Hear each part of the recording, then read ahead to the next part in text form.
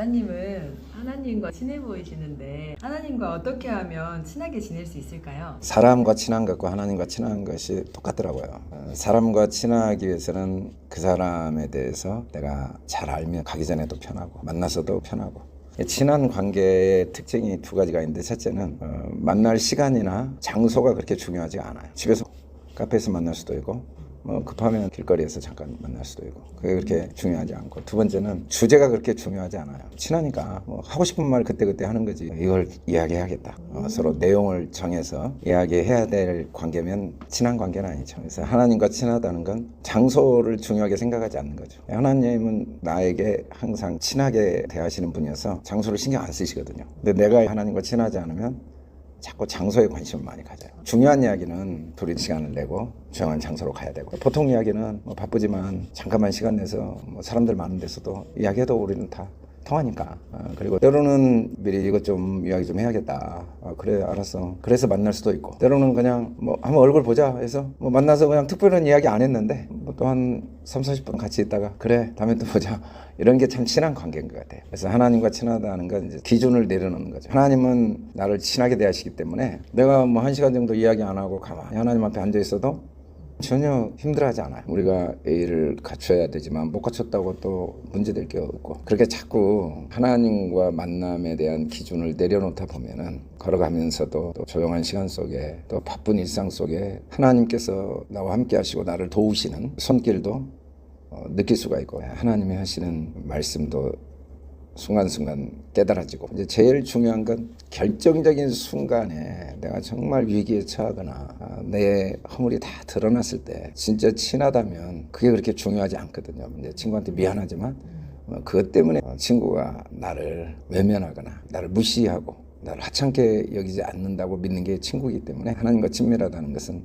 내가 잘하면 좋겠지만 혹시 내가 못한다고 그것 때문에 나를 불편해하거나 실망하시거나 아니면 나를 돕지 않으신다는 생각, 이런 생각들을 극복해가는 과정 속에서 하나님은 항상 나에게 친절하게 대하시는데 나도 하나님과 친밀한 관계를 유지할 수 있는 것 같아요. 저는 이제 어릴 때부터 부모님한테 배운 게, 살면서 제일 중요한 게 좋은 친구를 사귀는 거다. 그리고 친구는 메이크 프렌즈, 내가 만들어가는 거지 따로 친구가 없다. 그런 이야기를 참 많이 들었고, 또 주변에서도 그런 이야기를 많이 들었어요. 근데 신앙도 마찬가지인 것 같아요. 친구는 노력해야 돼요. 하나님은 항상 나를 친구로 대하시는데 내가 노력하지 않으면 하나님의 나를 향한 친밀함이 멸시당하는 거죠. 그래서 하나님은 항상 우리를 제일 가까운 친구로 대하시는데, 우리가 그 주님을 친밀하게 대하지 않으면 주님은 마음이 안타깝고 아프시겠죠. 짝사랑 것 같은 거니까. 주님은 언제 어디서 친하게 여기는 마음은 가지고 있으면 기도나 말씀을 보지 않아도 괜찮은 거. 그거는 우리가 친한 친구일수록 정기적인 만남이 필요하거든요. 정말 친하지만 정기적인 만남이 없으면 마음만 친하지 정말 그 친한 친구로서의 삶을 공유할 수는 없죠. 하나님과 친밀한 관계를 맺기 위해서 언제든지 주님과 만날 수 있음에도 불구하고, 그러니까 더 정기적인 관계를 가져야죠. 목사님만의 정기적인 관계는?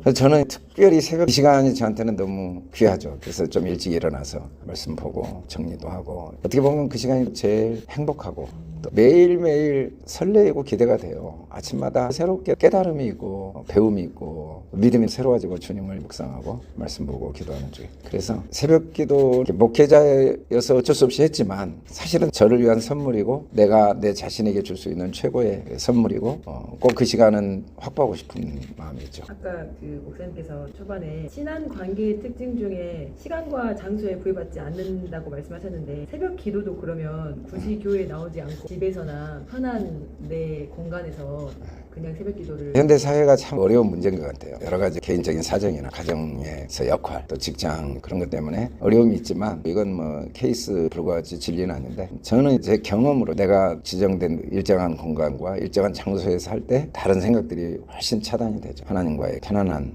대화를 깊이 들어갈 수 있는 일정한 시간을 두는 게 중요하다. 부부도 애들하고 같이 있다 보면 둘이 중요한 이야기를 할 때는 어디 좀 차 타고 나가서 할 때 더 집중이 되고 그러지, 집에서 애들이 왔다 갔다 하다 보면 자꾸 이야기가 분산되고, 그러다가 이야기의 어떤 주제가 벗어나고 의도치 않는 방향으로 가는 경우가 있는 것처럼, 대화라는 게 가까운 사이일수록 중요한 이야기는 일정한 시간을 꼭 두는 게 중요하다. 저도 이제 목회하면서 목회자들의 부부 이야기를 많이 해요. 목회 분주하게 지내다 보면 어느새 10년, 20년 지나고 뒤돌아보면 부부 간의 대화 소통이 부족한. 그런데 왜 그렇게 되냐면 항상 함께 하기 때문에 대화가 됐다고 착각하죠. 그러다 보면 더 깊은 마음에 소리를 듣기 어려우니까 일부러라도 차 타고 나가서 차를 마시면서 그런 시간을 일주일에 한 번씩 갖는 게 꼭 필요하다 그랬는데 하나님과도 그런 것 같아요. 너무 친밀하니까 특별한 시간을 갖는 게 꼭 필요하다는 생각이 들어요. 그러지 않고는 마음은 서로 친밀하지만 친밀한 관계의 풍요로움은 절대 깊이 들어가진 않는 것 같아요. 친구는 노력하고 서로 시간을 드리고 서로 더 소중히 여기고 배려하는 과정 속에서 진짜 친구가 되지,